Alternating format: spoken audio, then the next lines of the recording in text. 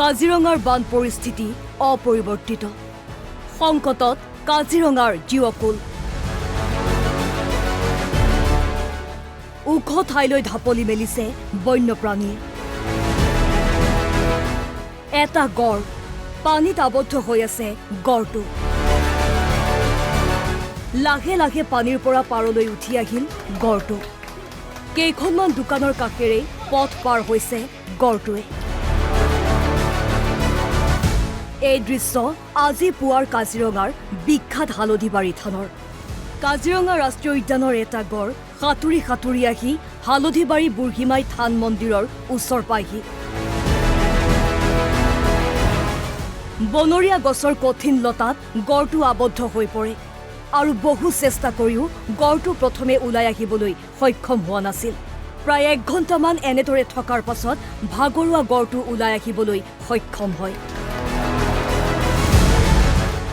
গড়টো ওলাই ৰাষ্ট্ৰীয় পথ অতিক্ৰম কৰাৰ চেষ্টা কৰে কিন্তু অতিক্ৰম কৰাৰ সুবিধা নোপোৱাত গড়টোৱে ৰাষ্ট্ৰীয় ঘাইপথেদি ভালেমান দূৰ দৌৰি গৈ কাৰ্বি পাহাৰৰ দিশে গতি কৰে জিৰণি হিচাপত ৰৈ দিলে তাত এই তলত দোকানৰ তলত তাৰপিছত 1-1.5 ঘণ্টা ৰ'লে 1-1.5 ঘণ্টা পিছত যি স্পীডত ওলাইছে একটা মেচিনত খুন্দা মাৰি তাৰপিছত চিৰা আলি পলালে বহুত পাৰ হৈছে পহু পাৰ হৈছে আৰু পহু গড় এইবিলাকে দেখিছোঁ বাবা নাই দেখা আমি যদিও ক'ৰবাত পাৰ হৈছে আমি নাই বানপানীৰ ফলত কাজিৰঙা ৰাষ্ট্ৰীয় উদ্যানৰ বিস্তীৰ্ণ অঞ্চল এতিয়া পানীৰ তলত কাজিৰঙাৰ বন্যপ্ৰাণীসমূহ ওখ ঠাই আৰু সুৰক্ষিত স্থান বিচাৰি যেনিয়ে তেনিয়ে গতি কৰিছে কাজিৰঙা ৰাষ্ট্ৰীয় উদ্যানৰ ভিতৰৰ ওখ ঠাই হাইলেণ্ডসমূহত কিছুমান জীৱ জন্তুৱে আশ্ৰয় লৈছে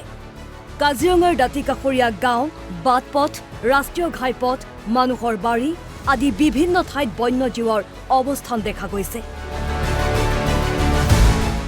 এনে অৱস্থাত বন্যপ্ৰাণীসমূহৰ নিৰাপত্তাক লৈ চিন্তিত হৈ পৰিছে কাজিৰঙা ৰাষ্ট্ৰীয় উদ্যান কৰ্তৃপক্ষ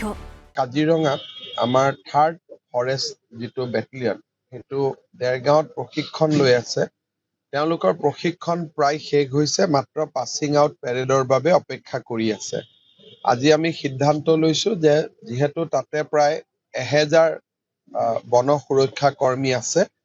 যদি কাজিৰঙাক দৰকাৰ ট্ৰেইনিং হৈ থাকিব তেওঁলোকক আমি লৈ আহিব পাৰিম আৰু 100 ইতিমধ্যে আহিবৰ কাৰণে ব্যৱস্থা কৰা হৈছে মেন পাৱাৰ ওচৰে পাজৰে আছে গতিকে আমি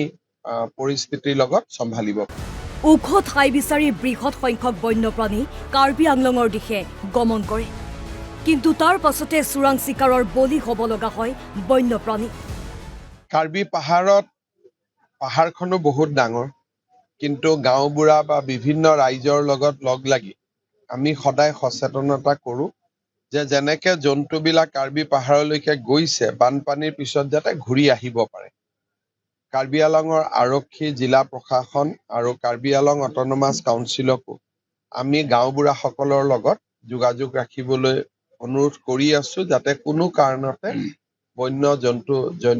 জন্তুৰ নিধন বা হত্যা নহয় আৰু সকলোকেইটা জন্তু যাতে ঘূৰি আহিব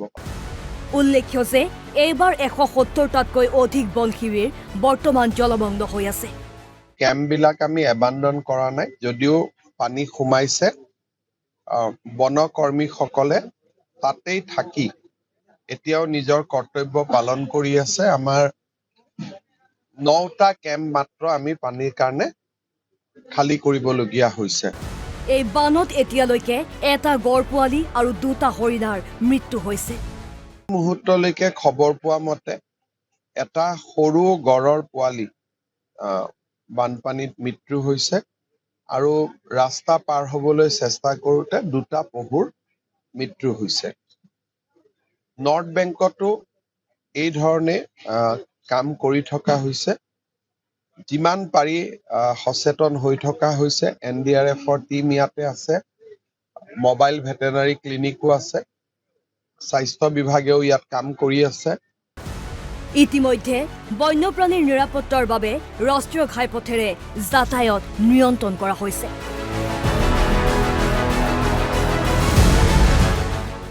কাজিৰঙাৰ পৰা চন্দন নাথৰ ৰিপৰ্ট NB নিউজ।